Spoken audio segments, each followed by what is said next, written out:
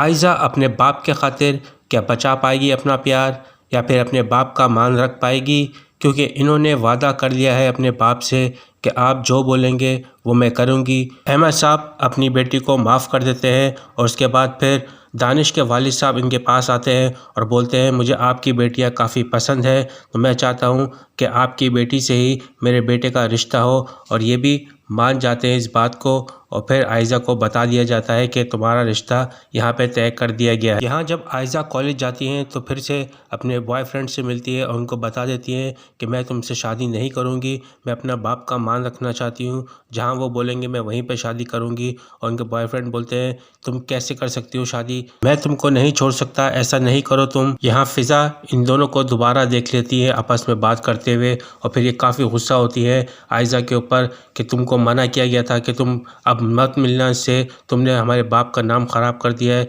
तुम मत जाओ उसके पीछे, तुमको समझा रहे हैं, तुमको समझ में नहीं आ रहा। यहाँ आयज़ा को कुछ समझ नहीं आ रहा था उनको करना क्या है, क्योंकि एक तरफ बाप का मान रखना है तो दूसरी तरफ उनका प्यार है जिनको वो खोना नहीं चाहती। यहाँ तीसरे एपिसोड के अंदर एक्सपेक्टेड है कि इनकी तैयारियाँ शुरू हो जाती है इंगेजमेंट के लिए, सारे घर रेडी हो जाते हैं, पूरा घर सज चुका होता है और ब्राइड की तरह बन चुकी होती है। अहमद साहब और उनकी चारों बेटियां आयज़ा को ब्राइड देखते हुए काफ़ी खुश हो रहे होते हैं, पूरा घर खुश हो रहा होता है। और फिर लड़के वाले इंगेजमेंट के लिए आ चुके होते हैं, घर के अंदर सारी तैयारियां उरूज पे होती हैं। फिर अचानक जो है इनके बॉयफ्रेंड भी आ जाते हैं आयज़ा के, ये सारा मंजर देख रहे होते हैं, आयज़ा को देख रहे होते हैं कि कैसे वो ब्राइड बनकर आ रही होती है और काफ़ी वो अपसेट हो जाते हैं ये चीज़ देख। और फिर यहाँ पे आयज़ा खान अपने बाप का मान तोड़ देती हैं और वो भाग जाती हैं अपने घर से और चली जाती हैं अपने बॉयफ्रेंड के पास, उन्हीं के पास रहने के लिए जाती हैं। लेकिन वहाँ पे इनकी कुछ बनती नहीं आपस के अंदर। लड़का थोड़ा घबरा सा जाता है कि ये आ जाती है आयज़ा के पास, इनकी फिर आपस में अनबन होना शुरू हो जाती है और फिर आयज़ा को ज़ोर से थप्पड़ मारती हैं और फिर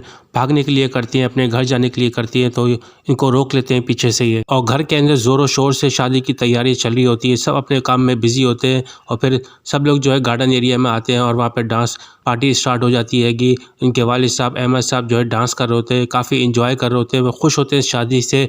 और फिर उसके बाद फ़िज़ा आती है और उनको बताती हैं इशारों में। फ़िज़ा के फेस एक्सप्रेशन से ये सब कुछ समझ जाते हैं अहमद साहब और फिर ये फ़ौरन जाते हैं आयज़ा के रूम के अंदर वो चेक करने के लिए और वो देखते हैं कि आयज़ा वहाँ पर नहीं है और उनका शादी का जोड़ा यहीं पे पड़ा हुआ है। और फिर वो काफ़ी अफसरदा हो जाते हैं, फिर बच्चियों की तरफ नज़र उठा के देखते हैं और काफ़ी शर्मिंदा हो जाते हैं और अपनी नज़रें झुका के बैठ जाते हैं और काफ़ी रो रहे होते हैं कि आयज़ा ने ऐसा क्या कर दिया, मेरी तरबियत में कोई कमी रह गई थी जो आयज़ा घर छोड़ के चली गई।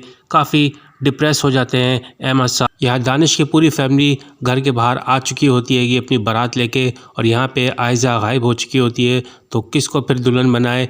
फिर अहमद साहब सोचते हैं कि क्यों ना फ़िज़ा को ही इसकी दुल्हन बना देते हैं दानिश की।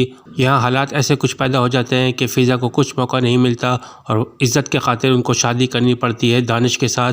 और दानिश ये शादी करना नहीं चाहते थे, लेकिन दोनों के घर की इज़्ज़त का सवाल था तो ये शादी इनकी हो जाती है। ये सारी मजबूरी देखने के बावजूद दानिश जो है फ़िज़ा का साथ नहीं देते, वो अलग अलग रहती हैंगी। और क्या ये दोनों एक साथ अब रह पाएंगे, इनको निभाना पड़ेगा फ़िज़ा को, क्योंकि अब बाप का मान रखना आएगा। ऐसी और भी अपडेट आपको मिलते रहेगी, तो प्लीज़ वीडियो लाइक कीजिए, सब्सक्राइब कीजिए और बेल आइकन को प्रेस कीजिए।